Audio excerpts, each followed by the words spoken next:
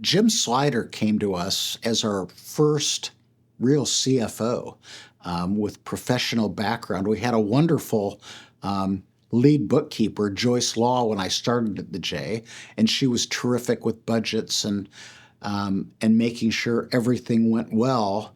But when she retired, we went out and found Jim, who I think was a CPA, and he was terrific, quiet, behind the scenes, but we never had any problems, with finances for years and years, other than for many years, as membership ebbed and flowed. It was, there were financial challenges, but we never had any internal issues. And it was really kind of exciting for me years later that Jim became our executive director, and he's just been fantastic.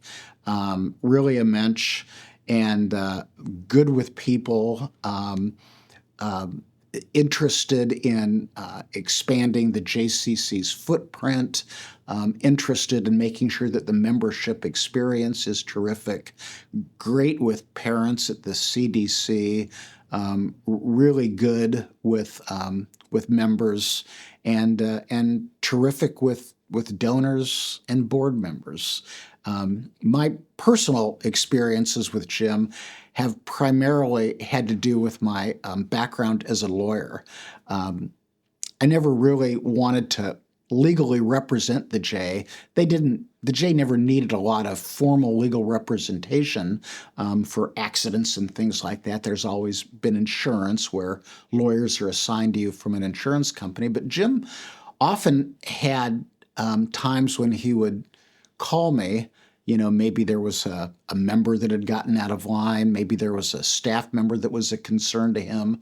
Maybe the J had entered a contract that turned out with a vendor that didn't go the way the J wanted it to go.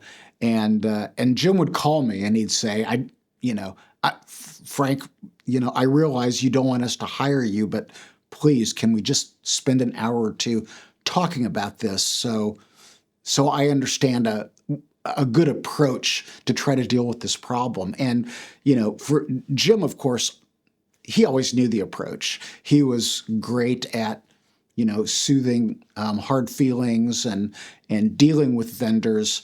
But he and I kind of got into a routine where when there was a legal issue, we'd call and we'd schmooze. And at the end, he'd just kind of say, thank you. That's what I was hoping you'd say. Let me go take care of it. And usually he would deal with it. Every now and then I'd be invited to sit in on some meetings to try to smooth things over. But I was always very confident that Jim could resolve all of these issues. And he always did. It's one of the things that really made him a good CEO.